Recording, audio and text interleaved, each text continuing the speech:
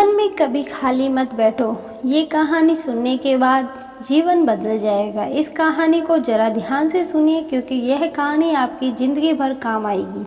मित्रों, किसी नगर में राघवेंद्र नाम का एक लड़का रहता था। उसकी उम्र करीब 25 वर्ष की थी और वह ज़्यादा पढ़ा लिखा भी नहीं था। उसके पिता एक किसान थे और वह भी अपने पिता के साथ खेत में काम करता था। वह बहुत साधारण सा लड़का था। जब भी उसके सामने कोई नया व्यक्ति आ जाता तो वह उसे बात तक नहीं कर पाता था। यहाँ तक कि उन्हें वह पहचानता था। उनसे भी बात करने में उसे बहुत दिक्कत होती थी। वह उनसे भी ठीक से बात नहीं कर पाता था। राघवेंद्र किसी उद्देश्य के बिना दिन भर इधर उधर घूमता रहता था। उसे ना किसी काम में रुचि थी, ना ही कोई ऐसा सपना था जिसे पाने के लिए वह मेहनत करता। राघवेंद्र के माता पिता उसकी इस स्थिति को देखकर चिंतित रहते थे। वे सोचते थे कि इसका क्या होगा, यह अपने जीवन में कुछ कर पाएगा या नहीं। जब भी वह कहीं पर काम के लिए जाता तो लोग उसके इस सीधेपन का फायदा उठाते उसे परेशान करते। वह कुछ ज़्यादा कह नहीं पाता था, जिसके कारण उसे कोई कुछ भी कह देता और वहाँ से चला जाता। इन्हीं सब कारणों की वजह से उसका मन कहीं भी किसी भी काम में नहीं लगता था। वह हर काम को कुछ ही दिनों में छोड़ दिया करता था। उसके मन में बहुत कुछ चल रहा था। उसके मन में विचार के तूफान उठ रहे थे। वह सबसे बहुत कुछ कहना चाहता था, लेकिन अपनी इस आदत के कारण वह किसी से कुछ नहीं कह पाता था। वह अंदर ही अंदर घुटता जा रहा था। सारे विचार, सारी बातें उसके मन में ही दबी पड़ी थी, लेकिन कभी भी वह किसी से भी अपने मन की बात नहीं बताता था। राघवेंद्र का दिन व्यस्त और गतिविधियों में निकल जाता था। वह अक्सर खुद के बारे में सोच सोच कर परेशान रहता था। धीरे धीरे उसकी यह आते उसकी सेहत पर भी असर डालने लगी। उसका शरीर कमज़ोर हो गया, आंखें लाल रहने लगी और वह मानसिक तनाव महसूस करने लगा। एक दिन उसके मित्र उसकी हालत को देखकर मजाक उड़ाने लगे। उसके दोस्त ने हंसते हुए कहा, अरे राघवेंद्र, तुम तो बस इसी चाय की दुकान के स्थायी ग्राहक बनकर रह जाओगे।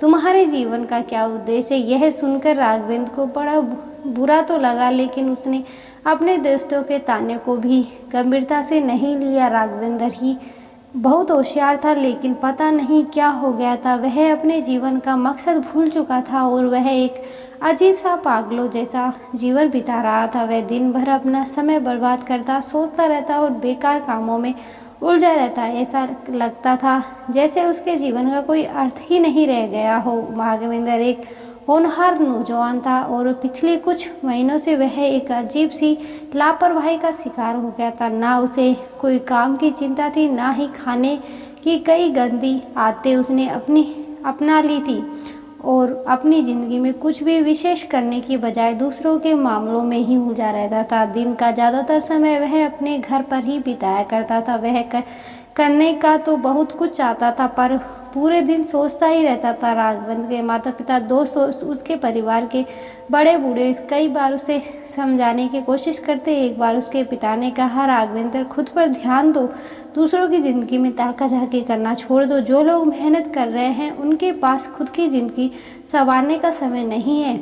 अगर तू भी खुद पर ध्यान देगा तो जिंदगी भी बेहतर हो सकती है। दूसरों के भरोसे मत बैठो कि कोई आके तुम्हारी मदद करेगा। और वह अपने बेटे को खरी खोटी सुनाने लगे। उन्होंने उसे इतना डांटा दिया कि राघवेंद्र अत्यधिक क्रोधित हो गया और वहाँ से बिना कुछ कहे वहाँ से चला गया। शाम हो चुकी थी। वह अब तक उनका बेटा घर नहीं लौटा था। माता पिता दोनों बड़े ही चिंता में थे।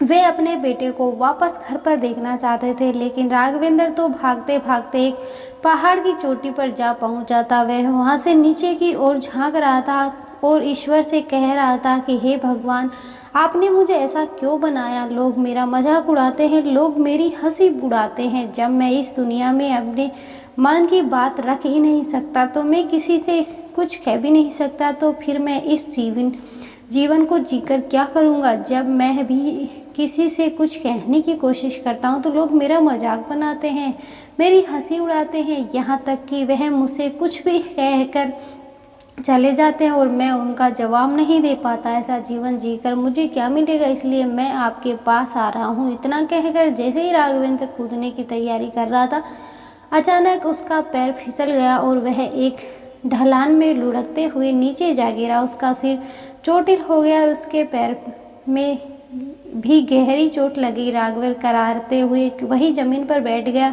तब उसने देखा कि सामने एक संत गुरुजी उसकी तरफ आ रहे थे। वे एक विद्वान संत थे जो जंगल के एकांतवास करते हैं। महात्मा ने उसकी हालत देखी और उसे सहारा देकर उठाया। उन्होंने बड़े ही प्यार से उसकी चोट को देखा और कहा, बेटा, यह चोट तुम्हें कुछ सिखाने के लिए है, क्या तुम जानना चाहोगे? राघवेंद्र ने बड़ी कठिनाई से सिर हिलाया। उनकी आंखों में पश्चाताप और आशंका के मिश्रित भाव थे। संत ने मुस्कुराते हुए उसे कहा, वहां पास के एक पेड़ के नीचे बैठाया और बोला, तुम्हारी जिंदगी में क्या चल रहा है यह समझने के लिए मैं तुम्हारी हालत देखते ही बहुत कुछ समझ सकता हूँ, लेकिन मैं चाहता हूँ कि तुम खुद बताओ, क्या तुम सच में अपने जीवन से खुश हो?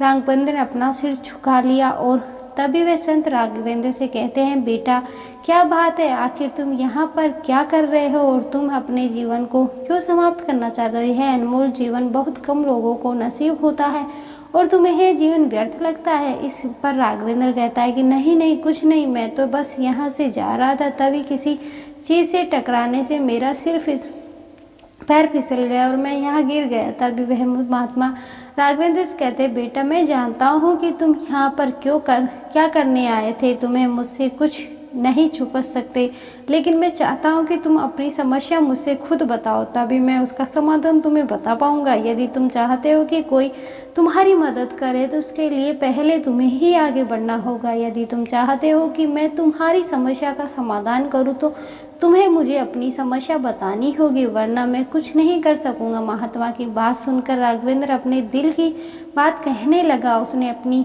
आदत, अपनी लापरवाही और अपने अंदर की बेचैनी सब कुछ बताया। महात्मा ने बड़ी गंभीरता से उसकी बात सुनी। फिर उन्होंने राघवेंद्र से कहा कि वर्ष जब इस जंगल में आने का तुम्हारा मकसद आज पूरा हो गया, तुम्हें जो चाहिए था वह आज मैं तुम्हें दे सकता हूँ, पर याद रखना, असली बदलाव तब आएगा जब तुम खुद पर ध्यान देना शुरू कर दोगे। राघवेंद्र कहने लगा, हे गुरुदेव जी, मेरे जीवन में कोई उद्देश्य नहीं है। मैं हमेशा खाली बैठा रहता हूँ, बस सोचता ही रहता हूँ और मैं किसी से ज़्यादा कुछ कह भी नहीं पाता और मुझे समझ में नहीं आता कि मैं क्या करूँ। मेरे पास ना तो कोई सपना है, ना ही किसी चीज़ के लिए प्रेरणा। महात्मा ने कुछ देर तक राघवेंद्र को ध्यान से देखा और फिर गहरी आवाज में बोले, हे वत्स, खाली बैठना सबसे बड़ा अभिश्राप है। तुम्हारा मन और शरीर दोनों ईश्वर की दी हुई अनमूल्य देन है। महात्मा ने राघवेंद्र को जमीन पर पड़ी एक सूखी लकड़ी उठाकर दी, जिसका बाहर हिस्सा थोड़ा सड़ा हुआ और उबड़ खाबड़ था। लकड़ी पर धूल और गंदगी जमी थी और उसकी छाल सड़ रही थी।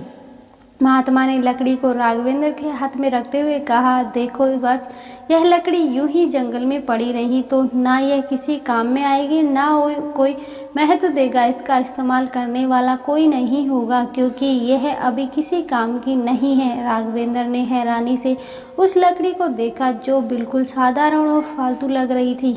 उसने सोचा कि आखिर महात्मा उसे यह लकड़ी क्यों दिखा रहे हैं और उसकी जिंदगी से क्या संबंध हो सकता है। महात्मा ने उसकी उलझन को समझाते हुए आगे कहा, ये वत्स, अगर इस लड़की को तराशा जाए तो इसे नुकीले और मजबूत बनाया जा सकता है। इसे सही तरीके से गढ़ा जाए तो यह तीर बन सकती है जिससे शिकार किया जा सकता है, या इसे एक ऐसा औजार बनाया जा सकता है जो लोगों के काम आए। महात्मा ने उस लकड़ी के टुकड़े पर अपनी उंगलियों में घुमाते हुए समझाया, यह लकड़ी अभी सिर्फ जंगल का एक टुकड़ा है। इसे देखकर कोई भी इसे फेंक सकता है, क्योंकि यह बेमतलब, बेकार और बिना आकार की है, लेकिन जब इसे कोई कारीगर अपने हाथों से तराशा होता है तो यह नई पहचान पाती और इसके उभरे खाबर किनारों को काटकर उसे नुकीला और सटीक आकार देने के बाद यह किसी भी चीज़ को सींचने या काटने में सक्षम हो सकती है। यह केवल एक बेकार लकड़ी का टुकड़ा नहीं रह जाती, बल्कि एक उपयोगी औजार बन जाती है जिसे लोग महत्व से लेते हैं। राघव इस बात को ध्यान से सुन रहा था और उसे धीरे धीरे समझ में आने लगा कि महात्मा उसकी जिंदगी की तुलना इस लकड़ी से क्यों कर रहे हैं? महात्मा ने देखा कि राघव के चेहरे पर अब गंभीरता के भाव आ रहे हैं। फिर उन्होंने अपनी बात को और गहराई से समझाने के लिए कहा, हे वत्स, ठीक इसी तरह तुम्हारी जिंदगी भी बडोल लकड़ी की तरह है। इसमें काबिलियत तो है, तुम्हारे पास बुद्धि है, तुम मजबूत हो, लेकिन सिर्फ बाहरी तौर पर तुम्हारा जीवन अधूरा है। तुम खुद पर ध्यान नहीं देते, ना ही अपने समय और सामर्थ्य को सही दिशा में लगाते हो। इसलिए जैसा यह लकड़ी बेकार पड़ी है, वैसे ही तुम्हारी जिंदगी भी बेमकसद हो जाएगी। महात्मा की बातों पर असर राघव पर गहरा पड़ने लगा। उसे महसूस किया कि जैसे यह लकड़ी बिना आकार के सिर्फ एक जंगल का हिस्सा बनी रहती है, वैसे ही उसकी जिंदगी भी बिना किसी दिशा के बह रही है। महात्मा ने कहा कि बस यदि तुम इन्हें व्यर्थ में बर्बाद करोगे तो यह जीवन भी बर्बाद हो जाएगा। मैं तुम्हें सफलता के 10 नियम बताता हूँ, यह तुम्हें इन्हें अपनाओगे तो तुम्हारा जीवन बदल सकता है। राघव ने अपना सिर झुकाया और महात्मा की बातों को ध्यान से सुनने के लिए तैयार हो गया। पहला नियम, एक सपने को लक्ष्य में बदलो। महात्मा ने कहा, हे वत्स, हर व्यक्ति के मन में कोई सपना होता है, परंतु केवल सपना देखना ही पर्याप्त नहीं है। जो अपने सपनों को लक्ष्य में बदलते हैं वही सफलता प्राप्त करते हैं। सबसे पहले यह तय करो कि तुम्हें अपने जीवन में क्या पाना है। यदि तुम यह नहीं जानोगे तो तुम्हारा जीवन बिना दिशा के एक भटके हुए जहाज की तरह होता है। यह सुनकर राघव ने सोचा कि उसने अपने जीवन में कभी कोई लक्ष्य निर्धारित ही नहीं किया था। उसका मन पहली बार अपने जीवन की दिशा के बारे में सोचने पर मजबूर हुआ। दूसरा नियम, समय का सही उपयोग करो। महात्मा ने आगे कहा, ये वर्ष संसार में समय सबसे मूल्यवान चीज़ है। यदि तुम समय का बर्बाद करते हो तो यह कभी लौट कर नहीं आता। जो व्यक्ति समय की कदर नहीं करता उसे जीवन में सफलता नहीं मिलती। हर क्षण को एक अवसर की तरह देखो और उसका सदुपयोग करो। एक सही दिन वही है जिसमें तुमने कुछ नया सीखा हो या कोई ऐसा कार्य किया हो जो तुम्हारे लक्ष्य के करीब ले जाए। महात्मा ने एक छोटी सी कहानी सुनाई। प्राचीन काल में एक राजा था जो बहुत आलसी था। उसके राज्य का हाल बुरा था क्योंकि वह हमेशा सोचता रहता था कि वह कल से काम करेगा। एक दिन पड़ोसी राजा ने उस पर हमला कर दिया और उसका राज्य शत्रुओं ने छीन लिया। तब उसे एहसास हुआ कि उसका आलस्य और समय की बर्बादी ही उसके हार का कारण है। तीसरा नियम, ध्यान और एकाग्रता को अपनाओ। ध्यान वह साधन है जो हमारे विचलित मन को एकाग्र करता है। यदि तुम प्रतिदिन ध्यान करोगे तो तुम्हारा मन शांत होगा और तुम्हारी एकाग्रता बढ़ेगी। महात्मा ने एक बोधक घटना सुनाई जिसे समय एक युवा साधक अपने ध्यान में बहुत परेशानी महसूस करता है। उसका मन भटकता है और उसे कभी शांति नहीं मिलती। फिर उसके गुरु ने उसे पेड़ की जड़ों को देखने का निर्देश दिया। साधक ने देखा कि जड़ें जमीन में गहराई तक फैली हुई है और मजबूत है। गुरु ने कहा, है वर्ष जैसे जड़ें पेड़ की स्थिरता बनाती है वैसे ही ध्यान तुम्हारे मन को स्थिर करेगा। सबसे साधक का जीवन बदल गया। चौथा नियम है कि वर्ष छोटी छोटी आदतें विकसित करो। महात्मा ने राघवेंद्र को बताया कि हर बड़ा परिवर्तन छोटी छोटी आदतों से शुरू होता है। तुम हर दिन एक नई सकारात्मक आदत अपनाने की कोशिश करो, जैसे सुबह जल्दी उठना, पढ़ाई करना या व्यायाम करना। लगातार छोटे छोटे सुधार तुम्हें महान उपलब्धियों तक ले जाएंगे। राघवेंद्र को याद आया कि वह कभी अनुशासन में नहीं रहा। उसने सोचा कि अगर वह अपनी आदतें सुधारने शुरू कर दे तो शायद उसका मन भी बेहतर हो सके।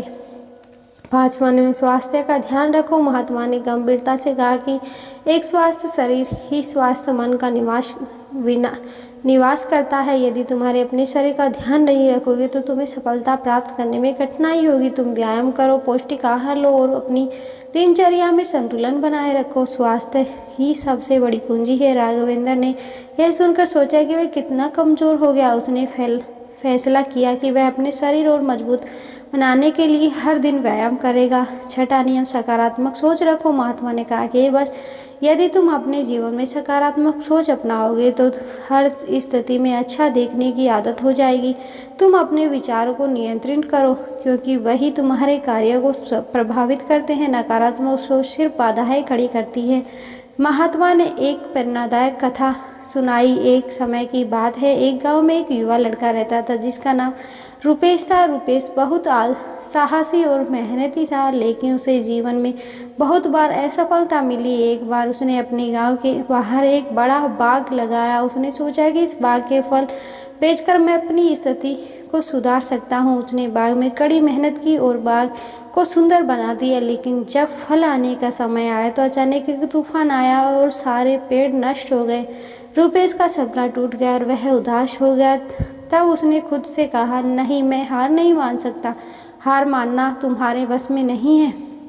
उठो और दोबारा प्रयास करो। याद रखो, जो असफलता होने के बाद भी खड़ा होता है वही असली योद्धा होता है। रुपेश ने अपने मन की बात मानी और दोबारा मेहनत शुरू की। इस बार उसने न केवल बाग को फिर से हरा भरा किया, बल्कि उसके फल भी बहुत अच्छे और उसकी मेहनत ने फिर सफलता दिलाई।